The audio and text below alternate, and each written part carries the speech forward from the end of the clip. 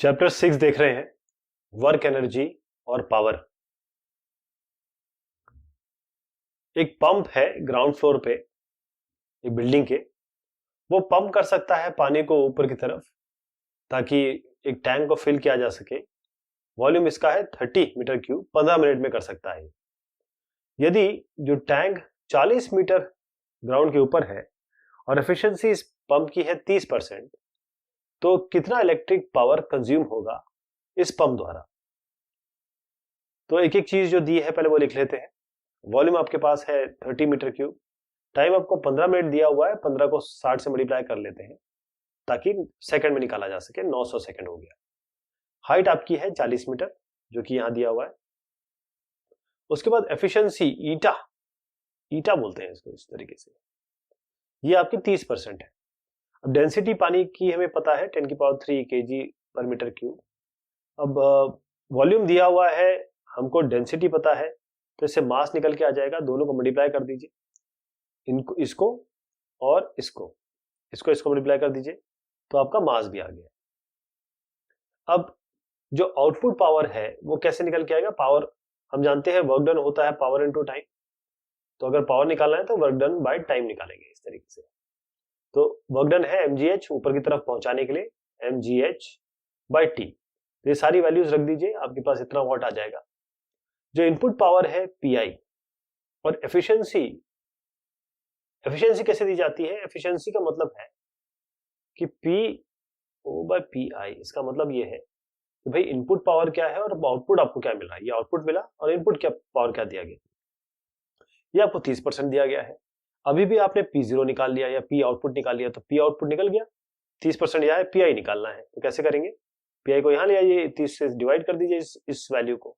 तो इस वैल्यू को 30 से डिवाइड करेंगे तो आपका ये वॉट में आ जाएगा। डिवाइड बाय अगर आप चाहे तो 10 की पावर 3 से कर लीजिए तो आपका किलोवाट में आ जाएगा। दो आइडेंटिकल बॉल्स बियरिंग्स है, कांटेक्ट में है एक दूसरे से और एक फ्रिक्शनलेस टेबल में रेस्ट कर रहे हैं। अब ये हिट किए जाते हैं, टकराते हैं हेड ऑन एक और बॉल से, एक और बॉल बियरिंग से जिसका मास भी सेम है और इनिशियली वो मूव कर रही है स्पीड v से। यदि कोलिजन इलास्टिक है, कौन से इन फिगर में पॉसिबिलिटी है, यानी कि इस फिगर में कौन सा पॉसिबल है कोलिजन के बाद। अब देखिए कि जो टोटल मोमेंटम है पहले और बाद में, इसमें कांस्टेंट रहेगा। कैसे, अब ये एक एक करके हम देखते हैं। एक इलास्टिक कोलिजन है जिसमें टोटल काइनेटिक एनर्जी सिस्टम की वो पहले और बाद में कंजर्व रहती है। अब हो ये रहा है कि आपका जब जो मास m हिट कर रहा है, बॉल बेरिंग हिट कर रहा है, तो टोटल एनर्जी जो सिस्टम की है कोलिजन के पहले क्या है। यहां पर देखिए जो ये बॉल दोनों है ये तो रेस्ट पे है, इसका मतलब हाफ इनटू जो मास हमने m प्लस m लिया वो वेलोसिटी इसकी 0 है। केवल जो आ रहा है ये कुछ वेलोसिटी लेके आ रहा है तो हाफ mv स्क्वायर रहेगा, ये 0 हो जाएगा तो half mv square, v capital v मतलब इनिशियल वेलोसिटी है। अब जो टोटल एनर्जी है सिस्टम की कोलिजन के बाद वो क्या होगी, half 2m into 0 plus half mv square. इसका मतलब ये है कि हमारी जो काइनेटिक एनर्जी है सिस्टम की वो इस केस में भी कंजर्व हो रही है। अब काइनेटिक एनर्जी सिस्टम कोलिजन के बाद जब तीनों जुड़ जाएंगे, देखिए एक एक केस ले रहे हैं, पहले एक केस ये हो गया, ठीक। एक केस में क्या कहा गया, फिर से समझिएगा इसको। पहले केस में यह है कि इसकी वेलोसिटी 0 हो रही है और इनकी वेलोसिटी जो है कुछ यहां पर दी गई है। दूसरा केस जो हमने लिया इसमें वेलोसिटी 0 यहां पर कर दी गई, यानी कि जो दोनों सिस्टम है उनकी वेलोसिटी 0 हो गई और ये तीसरे की वेलोसिटी भी है। ये जो 2m है हाफ इंटू m और वेलोसिटी इसकी 0 हो गई दूसरे केस में। और ये जो लाल कलर का देख रहे हैं इसके पास v वेलोसिटी मिल गई, तो यहां पर भी हाफ mv स्क्वायर हुआ, यानी कि यहां पर भी काइनेटिक एनर्जी कंजर्व रही। तीसरे केस में क्या हो रहा है कि जो तीनों ये दोनों थे, तीसरे ने टकराया और इसके बाद तीनों एक साथ चलने लगे v/3 से, तो हाफ इंटू 3m, तीनों हो गए m प्लस m और वेलोसिटी को आपने तिहाई कर दिया क्योंकि यहाँ v/3 दिया हुआ है। Half into 3m into v/3 whole square, इसको सॉल्व करेंगे तो 1/6 mv स्क्वायर यहां पर कंजर्व नहीं हो रही है, इस जगह पे कंजर्व नहीं हो रही है। एक बॉब ए है यहां पर, ये बॉब ए है पेंडुलम का, इसको 30 डिग्री से रिलीज किया गया। इस वर्टिकल के हिसाब से, ताकि ये दूसरे बॉब जो बी यहां पर आपके ग्राउंड पे रखा है इसको ये टकराए, रेस्ट पे रखा हुआ है। अब आपको बताना है कि कितनी दूरी तक ये ए राइज करेगा टकराने के बाद। आपको जो साइज है बॉब्स का उसको निग्लेक्ट करना है, इग्नोर करना है, और ये मानना है कि कोलिजन इसका इलास्टिक है। तो क्या होगा, क्या ये बॉब ऊपर उठ पाएगा? नहीं उठ पाएगा। सवाल का जवाब ये है कि Bob A will not rise at all, ये उठेगा ही नहीं, इसे टकराएगा इसके बाद उठेगा ही नहीं। जब इलास्टिक कोलिजन होता है दो इक्वल मासेस के बीच में, जिसमें एक स्टेशनरी है दूसरा ये मूव कर रहा है, कोई वेलोसिटी हो सकती है इसको, तो जो स्टेशनरी है, ये जो स्टेशनरी मास है वो इसकी वेलोसिटी ले लेता है, और जो मूविंग है वो उसी समय स्टॉप पे आ जाता है, रुक जाता है, कम टू रेस्ट। इस केस में भी यही हो रहा है कि पूरी तरीके से इसका मोमेंटम इसको मिल रहा है, स्टेशनरी मास को। इसका मतलब यह है कि बॉब ए जिसका मास m है, एक बार ये बॉब बी जिसका मास m है, इक्वल मास है, मेन चीज ये है इक्वल मास है, यहां से टकराएगा तो यहां पर ये जो रेस्ट पे है जैसे ही टकराएगा ये रेस्ट पे आ जाएगा और ये इसकी पूरी वेलोसिटी लेके आगे निकल जाएगा। एक बॉब, अगेन एक पेंडुलम का ही सवाल है, ये आपका पेंडुलम है, इसको रिलीज किया गया हॉरिजॉन्टल पोजीशन से। हॉरिजॉन्टल पोजीशन ये होती है, यदि जो लेंथ है पेंडुलम का 1.5 मीटर दिया हुआ है, ये 1.5 मीटर है, क्या स्पीड होगी जिससे बॉल अराइव करेगा इस लोअर मोस्ट पोजीशन पे, तो इस तरीके से छोड़ा गया, यहां पर आके इसकी क्या स्पीड होगी आपको ये बताया गया है कि जो डिसिपेटेड है, इसका मतलब अगर यहां से यहां तक आया और एयर रेजिस्टेंस जो भी इस पे लग रहा है उसके कारण इसका 5% एनर्जी कम हो गई। तो लेंथ हमको दिया है 1.5, मास हम मान लेते हैं m, एनर्जी जो डिसिपेट हुई है वो 5% है। अब हम जानते हैं लॉ ऑफ कंजर्वेशन और कंजर्वेशन ऑफ एनर्जी के हिसाब से जो इस पूरे सिस्टम की एनर्जी है वो तो कांस्टेंट रहेगी, टोटल एनर्जी इसकी कांस्टेंट रहेगी। हॉरिजॉन्टल पोजीशन पे ये एल है, यहां पर इस पे mg लग रहा है, तो इसके पास एनर्जी कितनी है, mgh होता है, mg इंटू एल कर देंगे। तो पोटेंशियल एनर्जी जो E इस P पोजीशन पे मान लीजिए, इस EP मतलब एनर्जी एट P मतलब पोटेंशियल एनर्जी क्या हो जाएगी, mg इंटू h, या h यहाँ पर L है। काइनेटिक एनर्जी इस बॉब की इस पोजीशन पे 0 है, तो कुल मिला के एनर्जी कितनी हुई, mgl, मतलब 0 प्लस mgl, क्योंकि जो हॉरिजॉन्टल पोजीशन पे है ये बॉब, तो इस जगह पे तो 0 इसकी वेलोसिटी है, तो हाफ mv स्क्वायर भी करेंगे तो 0 आएगा, टोटल एनर्जी आपके पास केवल mgh बची है, E की 0 हो गई क्योंकि हाफ mv स्क्वायर में अभी वेलोसिटी 0 है। अब जब ये यहां पर आ गया, यहां पर क्या होगा, अब ये L पोजीशन चल चुका है, यहां पर मान लीजिए ये इसकी ग्राउंड पोजीशन है, तो पोटेंशियल एनर्जी इसकी 0 हो गई क्योंकि h 0 है या L 0 है, तो EP 0 हो गई। लेकिन इस जगह पे अगर हम E के माने तो इसके पास हाफ mv स्क्वायर आ चुकी है, यानी हाफ mv स्क्वायर आ गया, तो इन दोनों को जोड़ेंगे, हाफ mv स्क्वायर प्लस 0, तो इस जगह पे टोटल एनर्जी क्या हुई, हाफ mv स्क्वायर, राइट। अब ये भी कहा गया है कि जब बॉब मूव करता है हॉरिजॉन्टल पोजीशन से यहां तक, तो 5% की इसकी एनर्जी कम हो जाती है, इसका मतलब केवल 95% एनर्जी बचती है, 95/100 कर दिया मैंने। अब टोटल एनर्जी जो लोअर मोस्ट पोजीशन पे है वो 95% एनर्जी है जो टोटल एनर्जी हॉरिजॉन्टल पोजीशन में थी, मतलब हाफ mv स्क्वायर शुरुआत में थी और ये हाफ mv स्क्वायर, ये mgl शुरुआत में थी। जब हाफ mv स्क्वायर हुई इसका मतलब ये है 95% mgl। इससे आप वेलोसिटी निकाल सकते हैं, सारी चीजें दी गई हैं, अंडर रूट करके ये आपका 5.28 मीटर पर सेकेंड आ जाएगा। एक ट्रॉली है जिसका मास 300 kg दिया हुआ है, इसके पास एक सैंड बैग है, इसमें एक सैंड बैग रखा हुआ है 25 kg का। अब ये फ्रीली मतलब यूनिफॉर्मली मूव कर रहा है, जिसकी स्पीड दी है 27 किलोमीटर प्रति घंटा। एक फ्रिक्शन लेस ट्रैक है, तो मतलब फ्रिक्शन आपको इग्नोर करना है। थोड़ी देर बाद जो सैंड है मतलब बालू रेत वो लीक करने लगती है, होल से, कोई होल होगा उसमें ट्रॉली के, और उसका रेट बताया गया है 0.5 kg पर सेकेंड।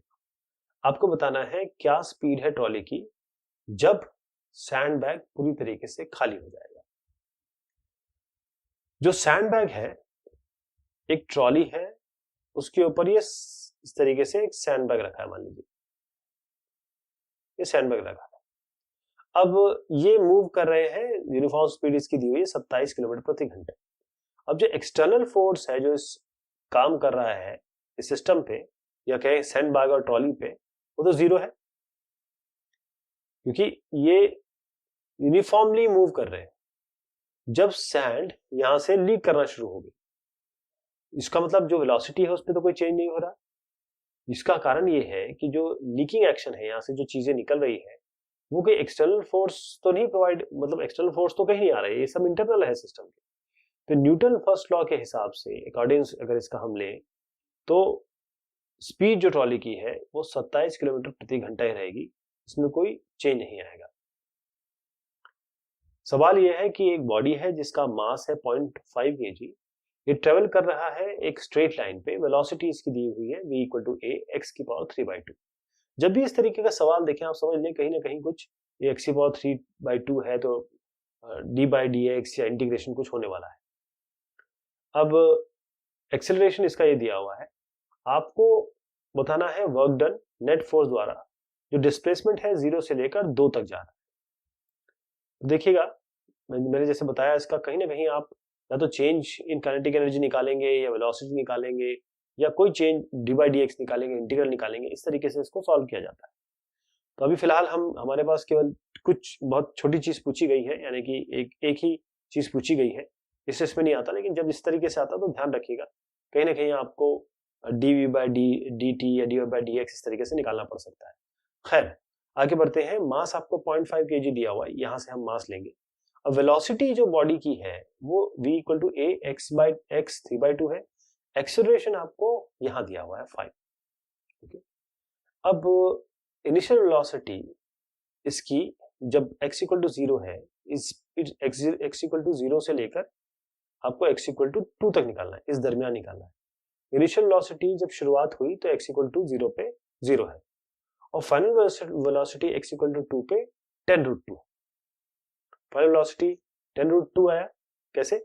जब आप इसमें एक्सेलरेशन डालेंगे इस जगह पे और x = 2 डालेंगे, मतलब x वैल्यू आपकी 2 है तो एक्सेलरेशन आपको दिया हुआ है 5 और यहाँ पर x⁻³ यानी कि जब x है 2⁻³, कितना आया ये 10√2।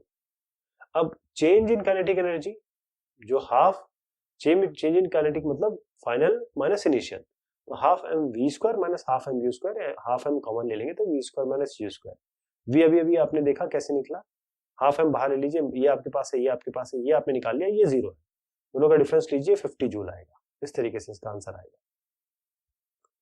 जो ब्लेड्स है विंड मिल के वो SVEEP out a circle of area A, यानी विंड मिल इस तरीके से होती है, इस तरीके से मान लीजिए इसकी जो चक्रियां हैं जो हवा के साथ घूमती हैं, तो ये एक सर्कल बनाती हैं इस तरीके से। तो सर्कल जो है उसका एरिया ए दिया हुआ है। If the wind flows at a velocity of v perpendicular to the circle, इस तरीके से मतलब ये सर्कल है और आप ये मान लीजिए मैंने आपको टॉप व्यू दिया है तो इसके ऊपर से विंड आ रही है। What is the mass of the air passing through it in time t, मास क्या है एयर का जो इससे पास हो रही है, उस एरिया के हिसाब से बताना है। दूसरा आपको बताना है what is the kinetic energy of air, kinetic energy क्या है एयर की। और एक और चीज है कि आपको विंड मिल मान लीजिए 25% की जो विंड एनर्जी है उसको कन्वर्ट करता है इलेक्ट्रिक एनर्जी में। तो अगर एरिया 30 मीटर स्क्वायर दिया हुआ है, वेलोसिटी 36 किलोमीटर प्रति घंटा दिया हुआ है, डेंसिटी ऑफ एयर आपको 1.2 kg पर मीटर क्यूब दिया है, तो आपको इलेक्ट्रिक पावर निकालना है कितना आएगा। तो क्या क्या चीज दी हुई है, सबसे पहले तो ये है कि जो विंड मिल का सर्कल है, अगर मैं इसको दोबारा इस तरीके से बनाऊं, ये जो सर्कल बन रहा है उसका एरिया ए दिया हुआ है, वेलोसिटी विंड की भी दी हुई है, डेंसिटी एयर की रो दी हुई है। अब जो पहले हम इसको फॉर्मूले को निकाल लेते हैं, उसके बाद वैल्यूज रख लेंगे। तो वॉल्यूम जो विंड का है जो फ्लो कर रहा है, अगर मूव कर रहा है इस विंड मिल के थ्रू, वो है area into V, right. Velocity V हो गई, ए आपका एरिया हो गया, इतना वॉल्यूम हो गया। वॉल्यूम कितना होता है, एरिया इंटू जो आपको वी दिया हुआ। अब मास क्या होगा, ये आपका अगर आपका वॉल्यूम है, वॉल्यूम और अगर आप इसको डेंसिटी से मल्टीप्लाई कर दें तो मास आ जाएगा। डेंसिटी अगर रो है तो डेंसिटी को इस एवी से मल्टीप्लाई कर दीजिए तो आपका मास आ जाएगा। अब पर यूनिट टाइम मतलब एक मास m है तो विंड फ्लो कर रहा है विंडमिल के थ्रू किसी टाइम t पर, तो रो ए वी है, इसको मल्टीप्लाई कर दीजिए टाइम से तो रो ए वी इंटू टाइम हो जाएगा। अब काइनेटिक एनर्जी के बारे में बात करते हैं। काइनेटिक एनर्जी एयर की कितनी है, हाफ एम वी स्क्वायर।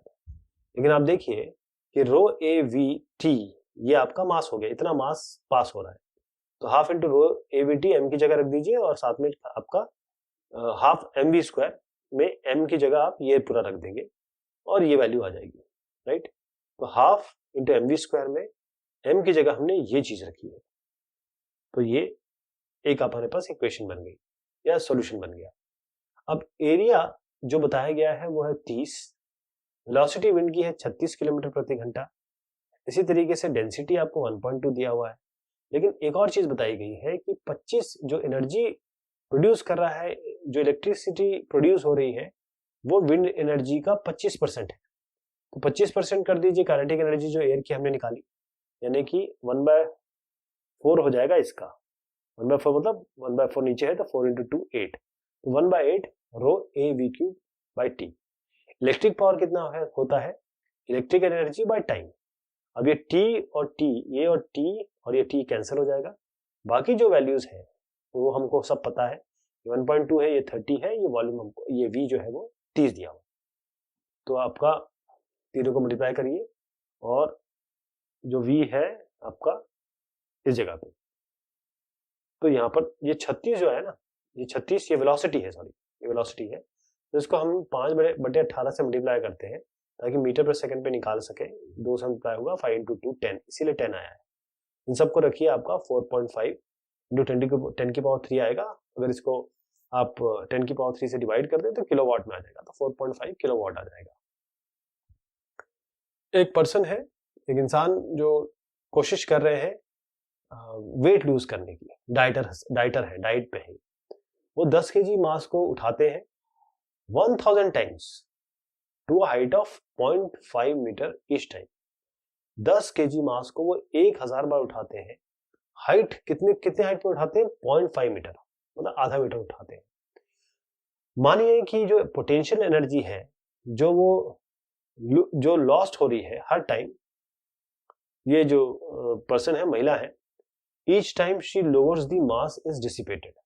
मतलब ये आपको अज्यूम करके चलना है जब ये सॉल्व करेंगे क्वेश्चन को, कि जो पोटेंशियल एनर्जी है लूज हो रही है हर टाइम, हर बार जब वो लोअर कर रही है मास को, उसमें कुछ डिसिपेट हो रहा है, कुछ मास डिसिपेट हो रहा है। तो how much work does she do against the gravitation force, gravitation force के अगेंस्ट क्या काम कर रही है।